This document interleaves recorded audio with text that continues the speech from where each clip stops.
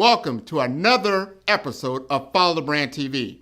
I am your host, Grant McGaugh, CEO of 5-Star BDM, a 5-star personal brand and business development company. I want to take you on a journey through another deep dive into the world of personal branding and business development using compelling personal stories, business conversations, and tips to improve your brand. By listening to the Follow the Brand TV series, you will differentiate yourself from the competition and build trust with prospective clients and employers. You never get a second chance to make a first impression. Make it one that will set you apart, build confidence, and reflect who you are. Building your 5-star personal brand is a great way to improve your skills and knowledge. If you have any questions for me or any of my guests, please email me at grant.mcgaugh@5starbdm.com. Now, let's begin with our next episode on the Follow the Brand TV.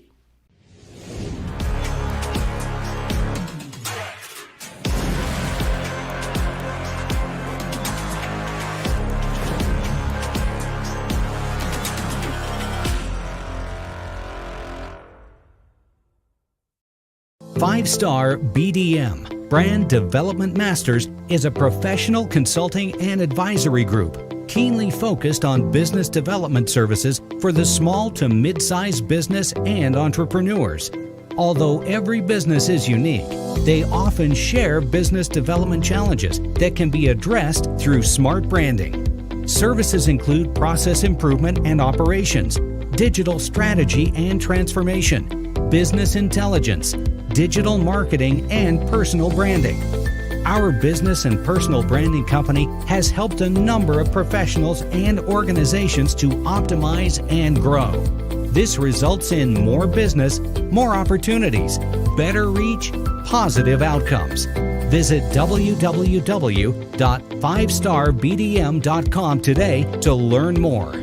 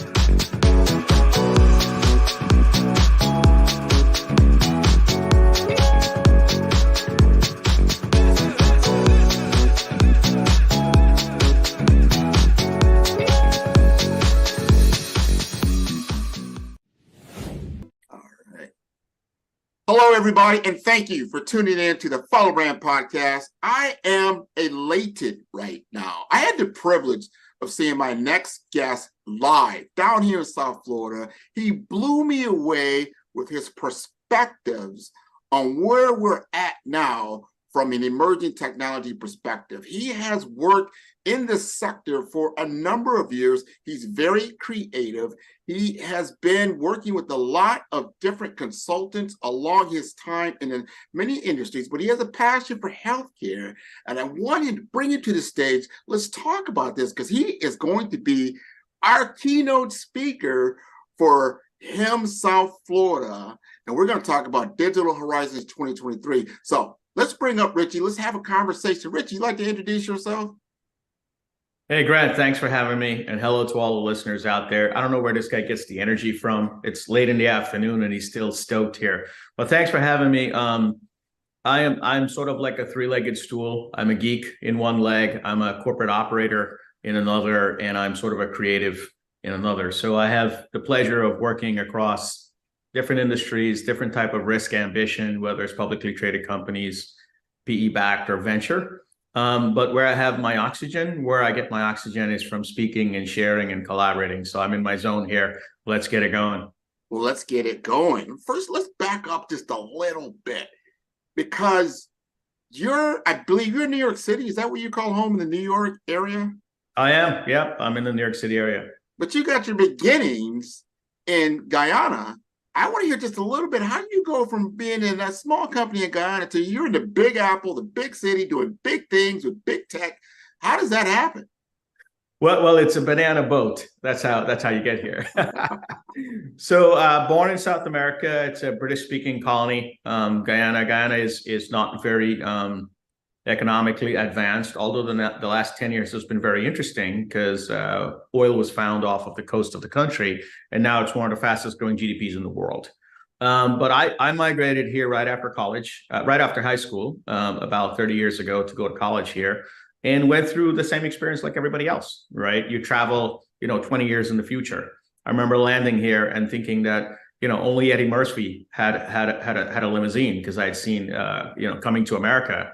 And when I landed at JFK Airport and saw all the limousines outside, I thought, man, Eddie Murphy must be here.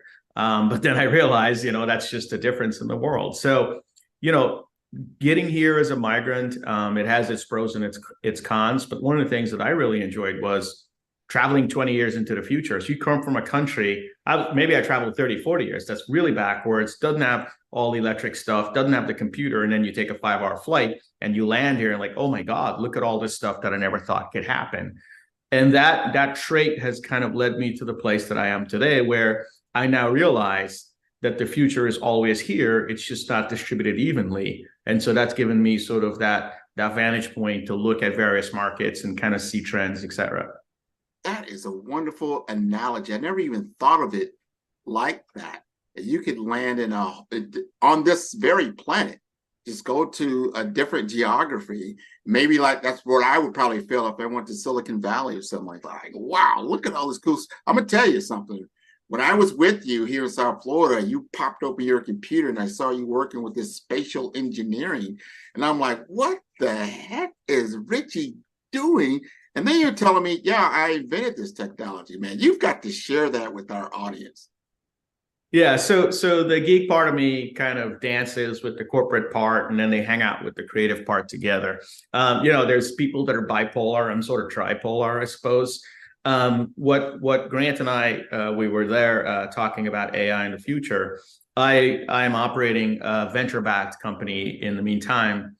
And the thing with startups is that when you play them, you have to play for a big outcome. It's very hard. It's very difficult. You don't go into startups hoping, to hit a single. You go into startups looking for a grand slam because it's so hard. It's so difficult, and you underestimate the difficulty so much that you shouldn't do anything that's small. And so the startup that I'm operating right now, we looked at a thesis and we said, if people are going to be more remote, and if people are going to start to interact, collaborate, communicate, and transact more on the screens that we have today, what is something that's going to be needed in the future to be able to make that feel more natural? And the thing that we saw was headsets. So the VR headset, the AR headset, that was sort of the version of reality that existed right in front of us. If you wanted to have a deeper connection, if you wanted to communicate better, if you wanted to have more retention in what you say, you got to kind of stick a headset on your head and kind of do that. And I thought that there are other versions of that reality in the future. And I had a thesis that we could use software using machine learning and computer vision. This was way before AI became popular. This was about 3.5, 4 years ago, to build a software version of a headset where, using the devices that you have today, your Mac, your PC, your regular camera, without putting anything on your head, without putting anything on your hands, to be able to get the same benefits of a headset, to feel like you're there in the room, to feel an interactivity, a perception of depth. And, 3 years in, $25 million of engineering after, a lot of hard work, a lot of blood, sweat, and tears, we now have software that allows you to experience the benefits of virtual reality right on the computer you have without having to put a hardware on. We called it immersive reality. So there's VR, AR, and we call this IR. Works on the web.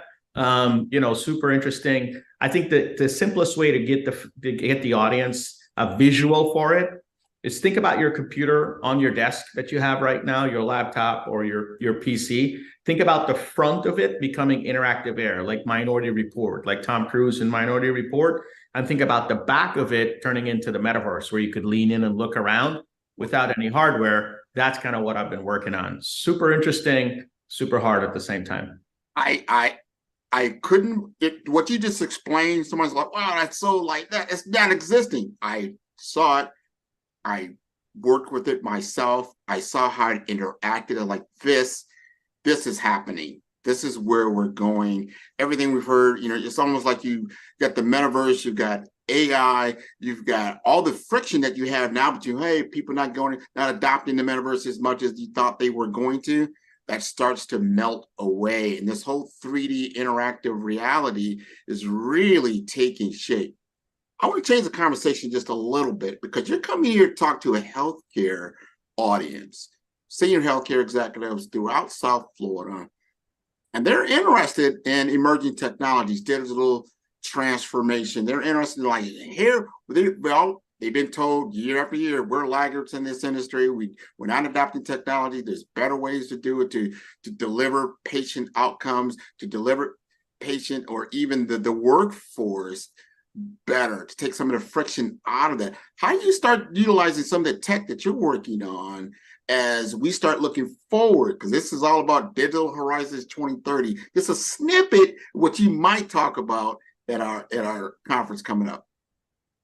Well, I think it's really interesting that industries that are the last to adopt technology are seen as unsophisticated somehow. The facts are that industries have been absorbing technology for a very long time, whether it was electricity, iron, motors, steam engines, the internet.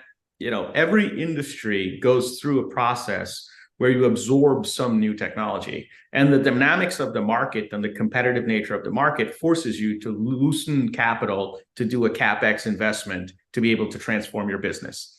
And as you balance, every time there's new technology to be absorbed, you have to balance the propensity to win with the capacity for change, right? And then you kind of decide what transformation journey you want to go on. Some industries can go first and pay what are considered to be the learning taxes to get it wrong and go first. And some industries just can't. I mean, with healthcare, we're talking about people's lives. And you want to make sure the bugs are out of the technology. You want to make sure the best practices are established.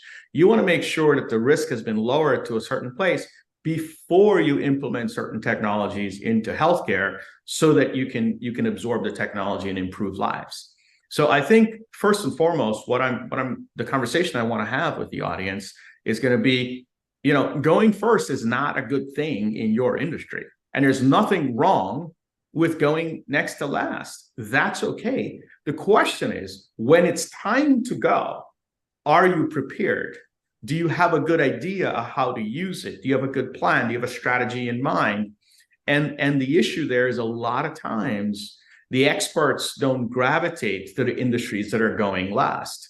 And so you don't get to hire the right talent. You don't get to engage with the right consulting organizations to make sure that when it's time to go, you're going all the way forward. And so I want to make sure that no one feels like, oh my God, I'm in healthcare, we're always last. You're supposed to be last. That's the way it is. We're playing with people's lives here, right? So that's first. Second is, I think when it goes to adopting new technology, whether it's AI, which we're going to talk about, whether it's immersive reality, which we'll talk about a little bit. I may even show it if you'd like to, Grant. I don't want to make that the distraction of the show. Everybody likes to see a little Minority Report, so to speak, right?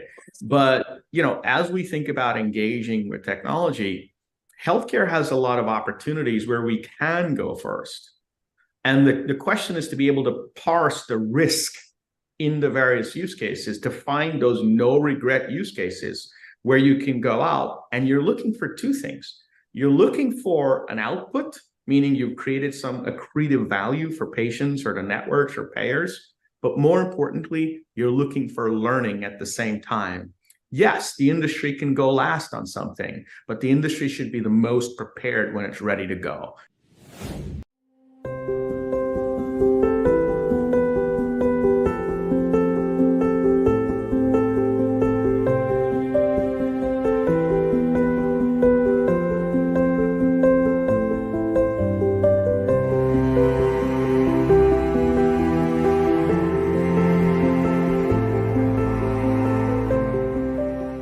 Often when I pitch an idea or I'm looking to do something, I don't talk about the technology. I talk more about the benefits and kind of seeing the future.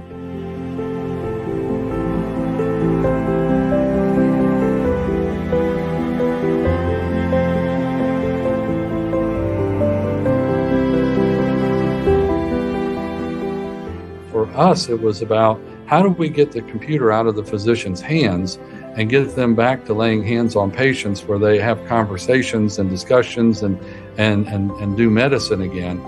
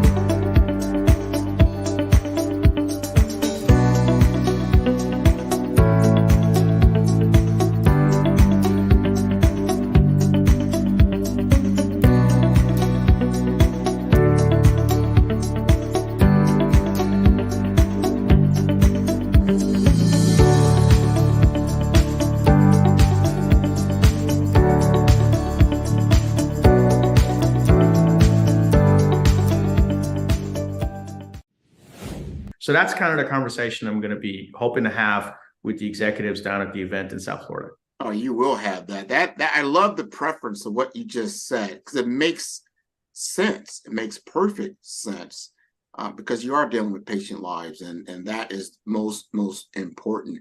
And we want to improve on those outcomes to the best level.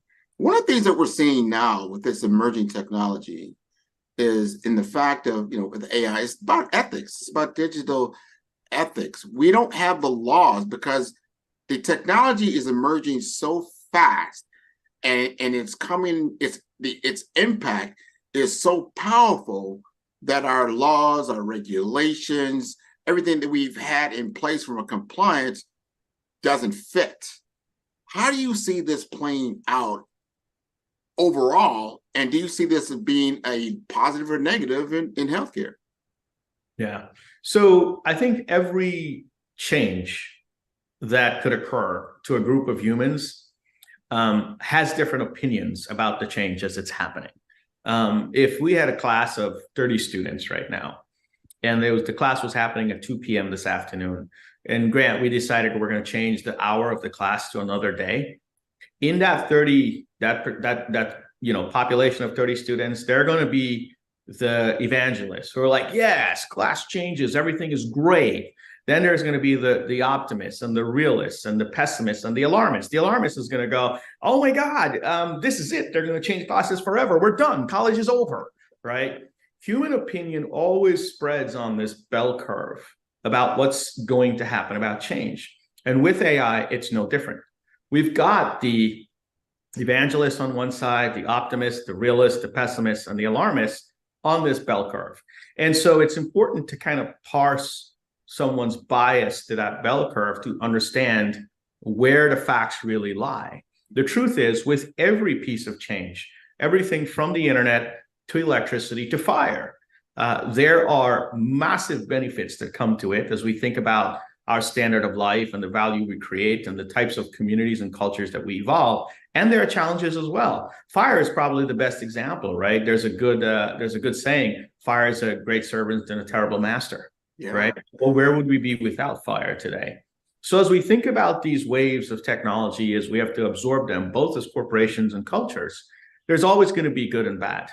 Where we are with AI is a little bit better than where we were with the internet. And I say that because I believe that we're having conversations earlier about the unintended consequences that can come from the technology, right?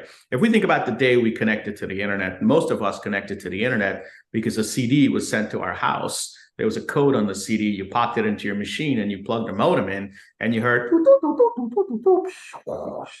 you got mail, right? And that's how we were connected. We didn't have any conversation about ethics. We didn't have any conversation about bias. We didn't have any conversation about equity, inclusion, or exclusion, right? We didn't have any conversations about mental health.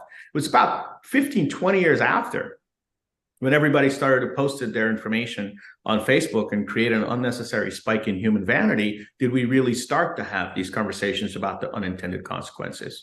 So while I agree that AI is moving faster and AI is bigger and it has more impact, we're also way more aware about the unintended consequences that we see today. Now, are we going to have some ebb and flow between government being behind and technology being advanced, or technology being too advanced and culture not catching up? Obviously, right? We're going to stumble a few times before we start to think about how to run this marathon. And that's an unavoided consequences of its own, right? But in the long arc of humanity, I believe that we will be able to trend towards good for all, positive to all, just like we've been trending the way we are today. When you look at the world through a decade lens, it seems like things are not moving, but when you look at it through the lens of a century, you see that the long arc of human nature curves towards a fairer, more just, more enjoyable life.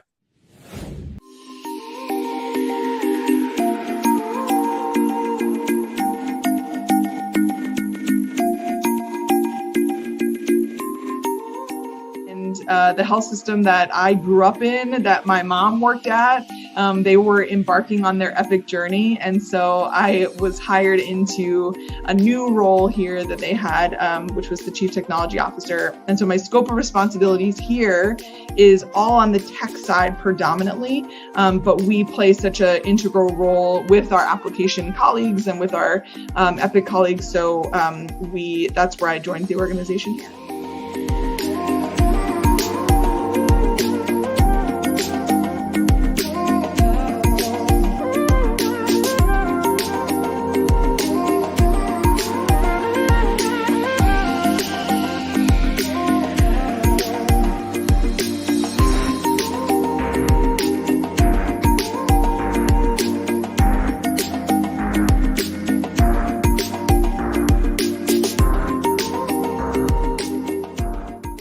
NCH healthcare system at the time where Hurricane Ian hit us directly, and us in the Fort Myers area. So in healthcare IT, we are driven by disaster recovery, right? Like we plan for it our whole careers. Like that's the first thing you learn about when you come into an IT organization is what's the disaster recovery plan? And typically, once you've been in the industry for some time, you are used to working through disasters.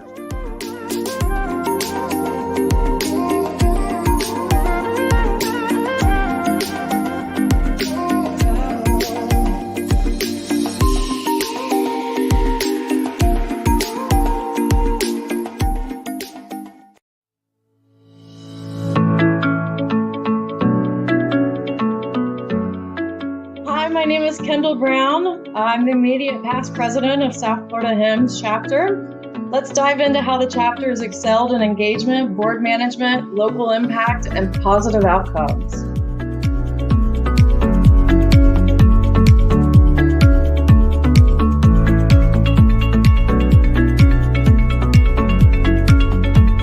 Between June 2022 and May 2023, during COVID times, we still hosted a staggering 18 events.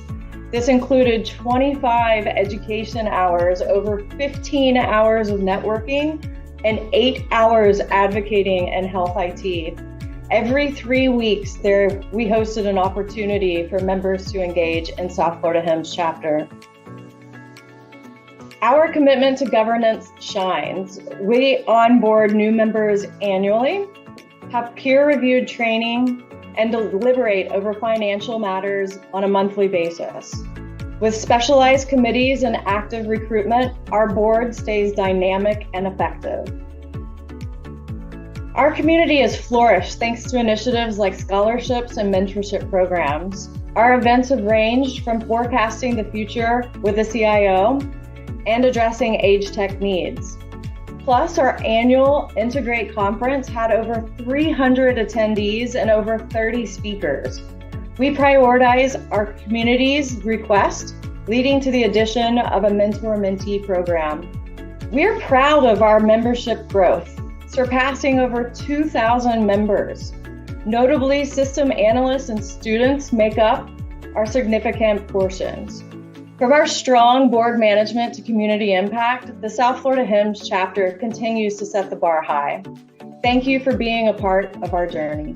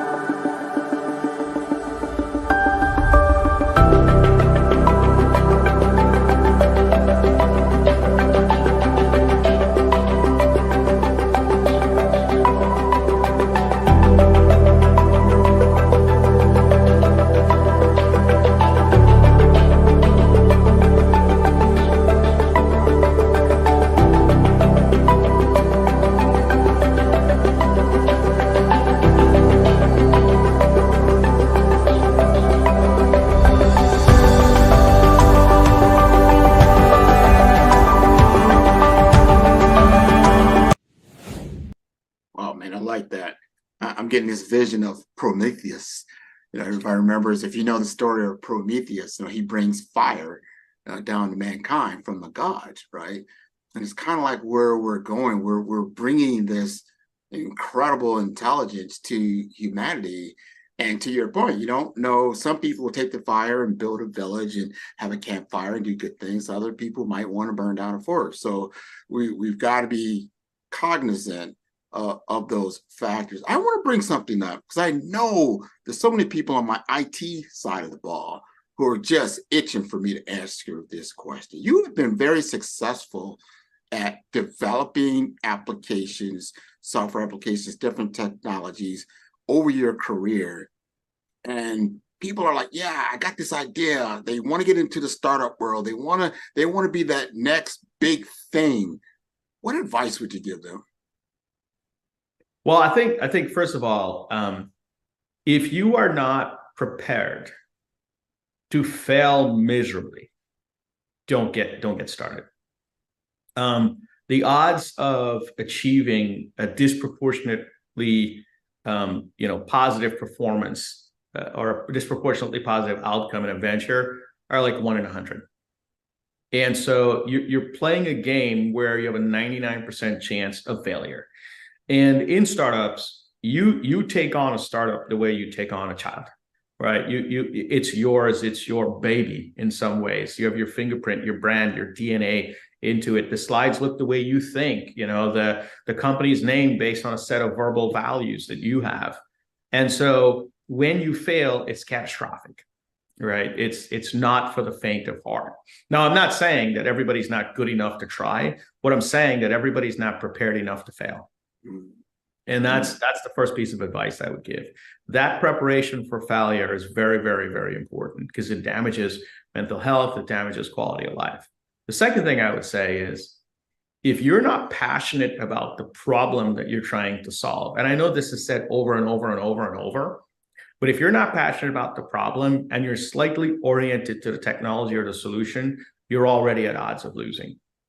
Because what I have found is that the thing that you think is going to solve the problem very rarely actually solves the problem. You've got to have the courage to pivot over and over and over to be able to solve that problem. So the thing that you should be in love with and at war with at the same time is the problem, not the technology. And a lot of times founders come from a very solution orientation. You know, I've got this thing that I think could solve this thing. And by the way, look at the amount of things that could solve at the same time. You're already set up for failure. Yeah. You've got to have some problem that irks you, that irritates you, that getting rid of that problem is the bane of your existence. And that gives you the fuel and the fortitude to break through the thousands of walls that are going to be in front of you. For example, with Mobeus, while I'm excited about the technology, the thing that I don't want more than anything else is I don't want to find out 10 years from now my kids are lying on a sofa with a toaster strapped to their head with their entire view of the world occluded. So I am here to get rid of that version of the future, regardless of how we get there from a technological standpoint. Now, that doesn't guarantee my success, but it certainly insulates me away from falling in love with the solution. Winning startups is an emotional game. It's not a technical game. It's a game of the heart, not a game of the brain. And you have to find something that you are at war with to be able to go all the way. Man, I think that advice there is golden. And that doesn't mean don't live your passion, but understand the right frame of mind that you've got to be in and be prepared to win the game. Every week, I'm a big NFL football fan, right? And you got to get out there and you're playing against the strongest, smartest people on the planet that's against you in order to win the game. And you have to understand that everybody wants the Super Bowl trophy at the end of the day. And I think if you really look at it, at the end of that day, of those 32 teams and that one team that actually wins that game, all of them are elevated to a higher level because of how they collaborated, how they competed, how they got to that level, and that changes the whole game, or what I call the NFL. So we got to look at how we changing the game of the startup community. What does that look like? Health IT. How does that look? How do we, place this into our society to make maximum impact? To your point earlier, so our kids, because that's what we're doing it for, right? Our generations that are following us, so they don't have a toaster strapped to their head or a microwave, or I remember being in front of television. Oh, you look at that thing, your eyes, you're gonna go blind. I remember all those things. So, but the technology changes over time, but it takes people like yourself to change it, to be brave enough to do it, to take it on. And I'm going to ask you this on a personal level. If someone had to say, you're not even in the room, someone had to say, yeah, Richie Prasad, I think we need to bring him in. He's very good. He's been a chief technology officer. He's done a lot of different things for a lot of different startups. He's got some great ideas. How do you like him as a person? What do you think about him? What do you think they would say? Well, I think it depends on who you ask. If you ask my family, my immediate family, my wife and my two sons, they would say he's a nerd. He's always reading, drawing, tinkering, that type of stuff. If you ask my extended family, they'll say he's a little strange. I'm not necessarily very accessible to sort of like, the more normal colloquial behaviors, right, of the species. If you ask my colleagues,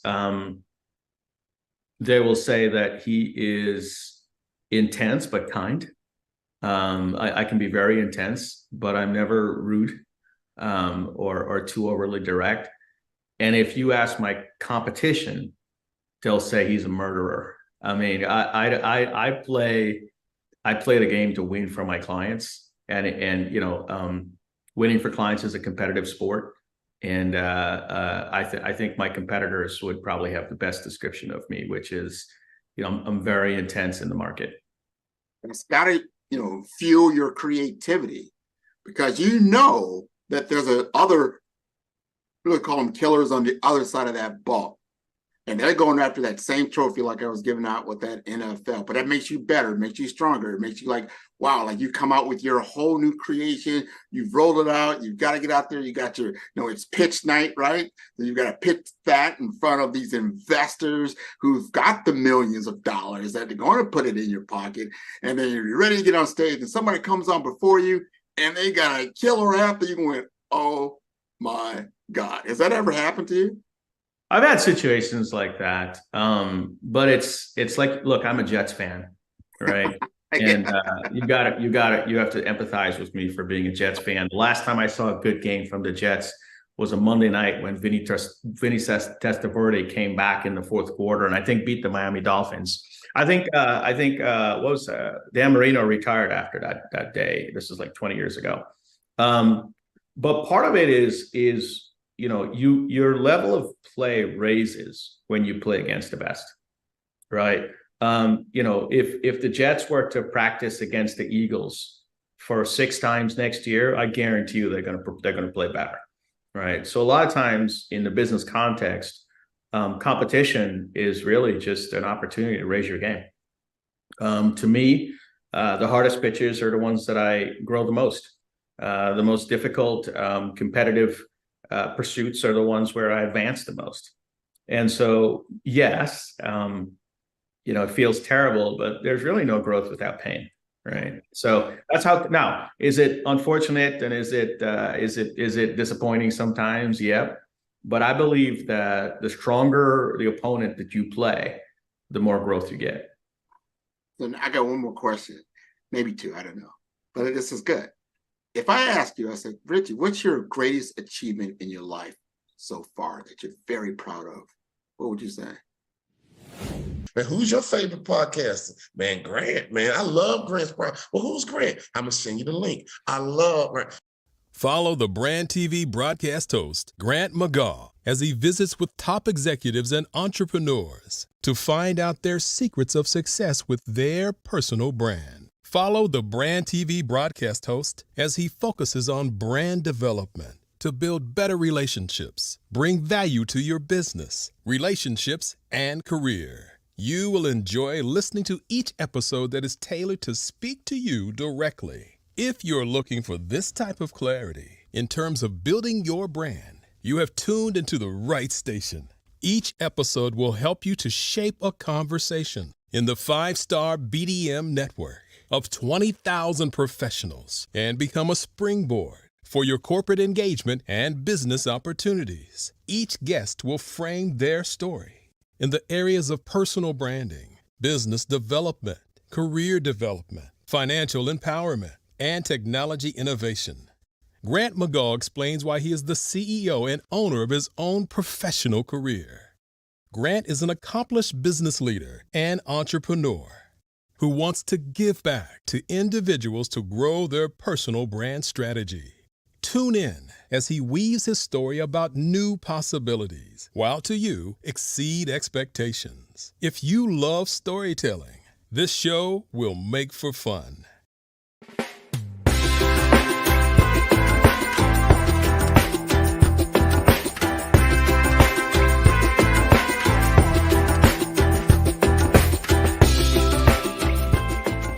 The transformative nature of education. Listen, I have no doubt in my mind of what my life would have been had I stayed home. I see it when I travel, when I go back home. So I know the transformative nature. I have to tell you, I have to tell you, I just love education.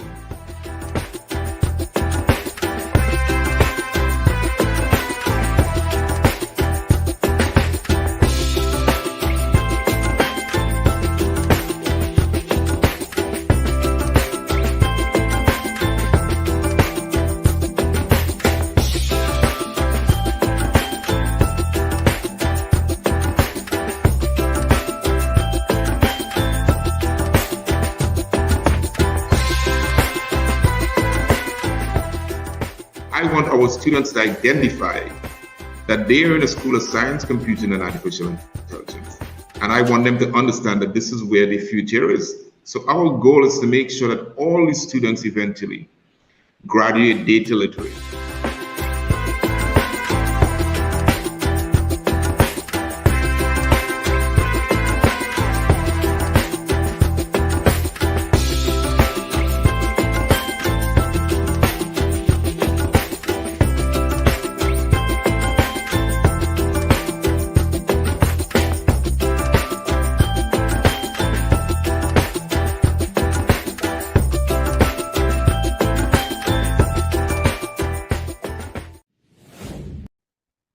Well, I have more of a close personal one, and then I'll give you something that's a Sure. little bit externalized. But my oldest, I got two boys, one's 6, one's 4.5, and my oldest boy, I had him watching TED Talks when he was like 6 months old. Most kids are watching the wheels of the bus go round and round. I had him watching TED Talks. I'm not even sure if he would have understood them at the time. And I trained him very early to say the only things that should be in your head are ideas. Like you should be coming up with ideas all the time. That's the whole nature of the world. Like just think about things that hadn't been taught. And the other day, somebody was talking to him, one of his uncles, and he's that kid now, right? It's going on all the time. And so he's constantly coming up with interesting things. And his uncle goes, "Hey, what's going on in your brain?" And he goes, "Oh, there's a party up there. It's eating cake and chocolates and just coming up with ideas all the time." And I was like, "There's a party in your head, eating cake, just coming up with ideas?" He's like, "Yep, that's what's happening here." And stuff for a 6-year-old, that's what they want, right? Cake and chocolate in their head. So that's something that I take pride in. My wife is pretty convinced that that's going to have a long-term negative impact on him, but we'll see how that plays out. Something more external. My first startup that I did was in privacy. And at that point, I looked at the market and I thought that human data should be human property, meaning just like our intellectual property, our thoughts are ours through intellectual property, our productivity is ours through labor laws, that our activity should become ours, the data that emits from us. And that organizations that were monetizing this data in surveillance capitalism were sort of on the wrong side of history, and that we ought to think about this. And so I built a company, and the go-to-market was to look at business-to-consumer contracts. So when you download an app, you see this long contract that you would scroll through, and at the bottom is a beautifully designed I accept button. I built technology to read thousands of those contracts using natural language processing. This is way before AI was automated and had a workbench. And to be able to extract the common words that made up the clauses that were negotiable in the contract, so that we could turn the I accept button into a set of sliders, right? Where you can go, look, I'm willing to give this amount of my data, but in exchange, I'm willing to pay for it, as opposed to, I'll give you all my data and I want the service for free.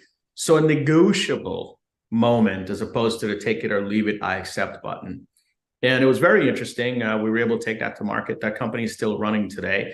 Not as great as I would hope it to run, but think about, this was 6 years ago. Today, now we all realize our data is being used to train artificial intelligence. The go-to-market is what I'm proud of. I looked at society, and it occurred to me that we needed a 31st human right. We had 30 already. Human rights are from 1948, and they're great, making sure that we don't damage each other, but it's not done. There's no rule that says we would only have 30. That we needed to add more as we go forward. And so I petitioned the United Nations to add a 31st human right to the Declaration of Human Rights that would classify human data as human property. Of course, they said absolutely not, and we would need more consensus and all that type of stuff. But in the raising of that conversation, right around the time of GDPR, there were 10 chief privacy officers in the world. If you searched on LinkedIn, today there's over 10,000. We were the only startup in the world that was trying to give people property rights on their data. Today there's over 250 VC-backed startups that are trying to help people monetize their data. So that's a piece of the work. That's a body of work that I'm very proud of. I don't think I'm going to be able to see that one all the way to the end, but I'm sure as hell happy that I was a part of the beginning. No, you'll be the father of that document. I love that, man. That we'll have to get your name. That'll be the bill. The Richie Etwaru bill. That'll be it. So I'm looking forward to that. One more thing before I leave you, and that is, what would you like to tell our upcoming audience at HIMSS South Florida Integrate 2023? You're going to be a keynote speaker for our lunchtime. What would you like to tell them about what you're going to talk about, what's important for you? What do you think is going to be most relevant? Well, I think we're going to talk about AI a little bit, and I'm going to talk about why AI is a little bit different from every other wave of technology that we've had to absorb, whether it's software or the internet or everything else. And what's different is that AI has this component where it accelerates the benefit of everything that's come before it. So AI makes software faster. AI makes electrical circuits more effective. It makes industry more efficient with machines. It advances mathematics. It has made language better with large language models. And when AI is applied to the platform of biology, the synthetic biology will move faster. And so in many ways, we're going into a cycle where the speed is going to double or triple of what we're going to see as far as adopting technological change. And a lot of big things are going to happen that would have happened 10 years, 100 years, 300 years out are going to get pulled in a little bit. The future is about to appear 2 times faster than it would have. Wow. Okay? And as a result, as you think about organizations, you have to think now about how do you balance that propensity to win and that capacity to change at the same time. And it's going to be a little bit different. Digital transformations, they can last 3 to 5 years, and you have to adjust your strategy maybe every 6 months or every 9 to 12 months. And that's sort of that organizational structure that's kind of rigored, that goes through these careful cycles with the type of change that we're seeing coming. And we'll go through some of these at the conference. You kind of have to cycle faster. And so you'll have to be able to learn how to balance the capacity to win and the propensity to win and the capacity to change with the courage to pivot at the same time. You're going to have to change your strategy almost every 3 months. And in the early years, maybe almost every month. And so the top line organizing principle, I think, that's going to be needed from an executive standpoint is you're going to have to go from an organization that's transforming to something that's more like an organism, okay? That has the capacity to self-reinvent within a set of rules faster. We're gonna have to go from transformation to adaptation. And that's where I think the real change is gonna happen, where speed and flexibility is gonna matter. Doesn't mean you have to go first. It just means that when you start going, this is gonna be the nature of the change. And I'll give people things to talk about. For example, if you want to understand the impact of AI to healthcare, you have to have a set of extremes that could inform your bias. So for example, if I told you, or if you assumed that there's enough data in the world already to cure every disease, we don't need another bite of data captured to cure every disease, that AI can help us do that with the data that we already have captured, that shows you an angle of thinking that you could start to look from, a perspective to say, now I understand the capacity of these algorithms. If we didn't have these algorithms, we would think we have to collect more data to solve all diseases. But what if these algorithms already have enough data to do that? And that kind of sets up the North Star in your head so you can start to paint a picture of how do you want to plot your path through the future. These are very interesting topics that we've got to explore. We are on the precipice of a technological leap and an improvement. I'm looking forward to improvement in the human drama. That would be awesome. And before I let you go, can you let the audience know what's the best way to contact you? I'm on LinkedIn. I've always been a LinkedIn fan. I think I have profiles on the other networks, but I don't really act on them. I'm easy to find on LinkedIn, and I engage there. Pretty much anyone who messages me get a response within 24 to 48 hours. That works for me. I am a LinkedIn fan myself. I do a lot on LinkedIn. I found it the most effective tool for business development and personal branding that I've ever seen in my life. I said, wow, I wish I had this when I was 6 years old, and I was thinking about all the different parties and cake in my head and music. That would have been a nice idea to have, but somebody had the idea, and here we are living in it right now. This is wonderful. Thank you for being on the Follow the Brand. I want to encourage your entire audience to view all the episodes on Follow the Brand at www.5starbdm. That is B for brand, D for development, and for masters.com. Until next time, thank you very much for being on the show, Richie. Thanks, man. Had a blast. Me too. Man, who's your favorite podcaster? Man, Grant, man. I love Grant's. Well, who's Grant? I'm going to send you the link. I love Grant. Follow the Brand TV broadcast host, Grant McGaw, as he visits with top executives and entrepreneurs to find out their secrets of success with their personal brand. Follow the Brand TV broadcast host as he focuses on brand development to build better relationships, bring value to your business, relationships, and career. You will enjoy listening to each episode that is tailored to speak to you directly. If you're looking for this type of clarity in terms of building your brand, you have tuned into the right station. Each episode will help you to shape a conversation in the 5-star BDM network of 20,000 professionals and become a springboard for your corporate engagement and business opportunities. Each guest will frame their story in the areas of personal branding, business development, career development, financial empowerment, and technology innovation. Grant McGaw explains why he is the CEO and owner of his own professional career. Grant is an accomplished business leader and entrepreneur who wants to give back to individuals to grow their personal brand strategy. Tune in as he weaves his story about new possibilities, while to you exceed expectations. If you love storytelling, this show will make for fun.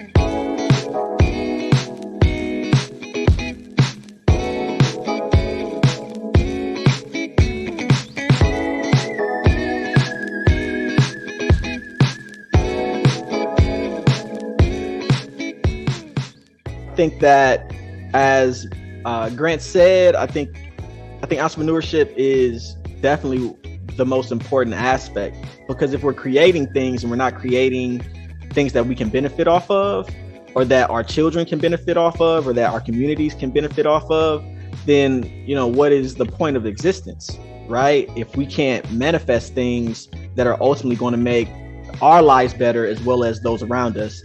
And entrepreneurship at its core is ownership. And without ownership, without owning and being able to turn your creations into assets, then, you know, we're really just behind the ball.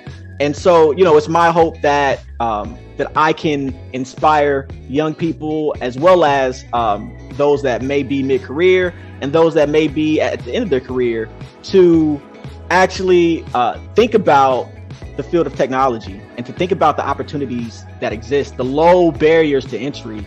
All you need is a laptop and an internet connection to get in the game. And so hopefully, you know, my experience can be encouraging to others, that you don't have to have, you know, all these credentials, etc., to really produce and to surpass those that may actually have credentials as well.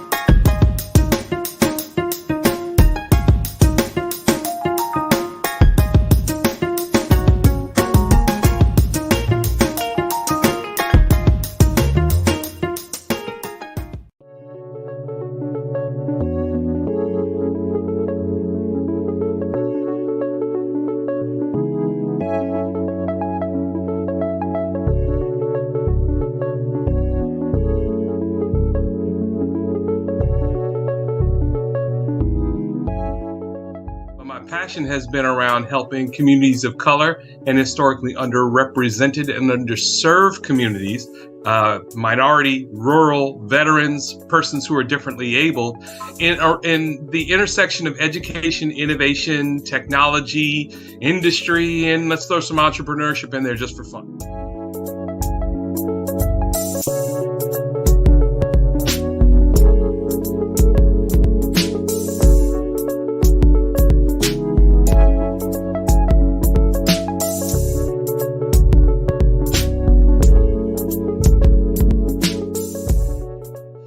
See more around innovation, incubators, accelerators. I love the idea of going from innovation to commercialization.